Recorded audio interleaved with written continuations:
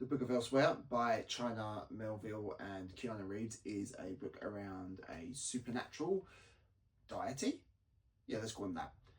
B/Unity, depends on where you want to call him, who is a immortal warrior that was called down by his mother thousands, tens of thousands, potentially hundreds of thousands of years ago to protect the tribe, and he can't be unalived, either by his own hands or anyone else's. Technically he can, but he comes back.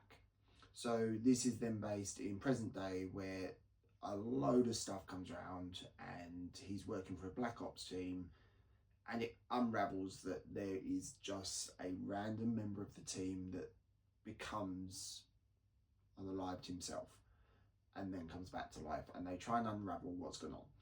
So that's the premise of the book. What was good about it? It was interesting.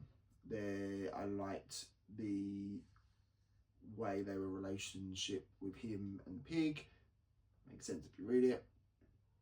And him trying to find a way of connecting and a reason to exist in this world.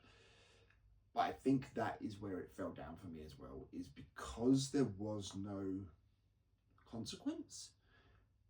It detailed numerous times how people have tried to take him out, and every single way has failed to work. So there was no urgency, there's no consequence to any of the actions. He mentioned the fact that he just had no connections to anyone in reality, because he back and forth and went back so many times. So even when people were dying as a result, he didn't really care. Overall, I would say 3 out of 5, because and disclaimer, done it by audiobook, and the audiobook had so many different voice narrators, it kind of was a bit overwhelming for me, rather than one that I could follow along with. So that didn't work for me. So overall, 3 out of 5. It wasn't the worst fantasy book I've ever read. It just definitely wasn't the best either. So if you want an indestructible warrior story, give it a go.